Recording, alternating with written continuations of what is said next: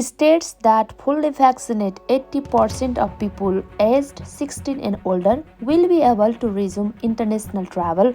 As the Prime Minister said, a new deal will double Australia's vaccine supplies for September, will speed up reopening. National Cabinet also discussed which other restrictions can be dropped once double dose targets are reached and considered home quarantine for vaccinated return travelers.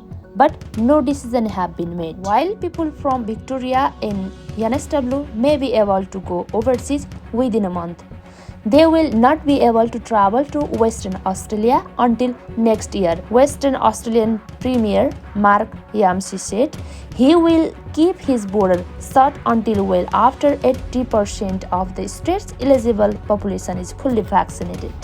In a vaccine swap with Britain, Australia will get a further 4 million Pfizer doses this month, on top of the 500,000 doses from a deal with Singapore announced earlier this week. Prime Minister Scott Morrison said the UK deal doubles the number of Pfizer doses available in September. Throughout the month, Australia will receive more than 9 million doses of Pfizer alongside 1 million Moderna doses in continued AstraZeneca supply. It will enable to bring forward significantly the opportunities for Australia to open up again under the national plan. The bring forward of this dose, they think, should be great cause for hope right around the country. More than 20.3 million doses have been administered across the country so far, and vaccination continue at the rate of roughly 1.8 million doses a week.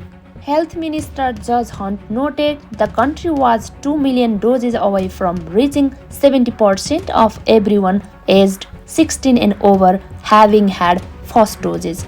But Mr. Morrison will not say why the government expects the same proportion to be fully vaccinated. In Friday's National Cabinet meeting, the country's leaders discussed what public health measure could be removed once the country moves to the transition and consolidation phases of the National Recovery Plan, when 70 and 80% double dose vaccination target have been reached. The meeting also discussed South Australia's home quarantine trial and received an update from Jane Halton on hotel quarantine.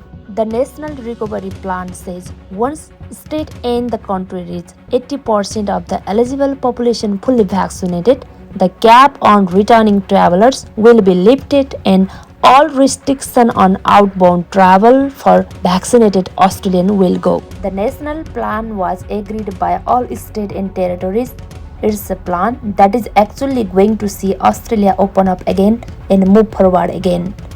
The plan is not without risks, but the Prime Minister said it is safe. That's all for today. Thanks for watching.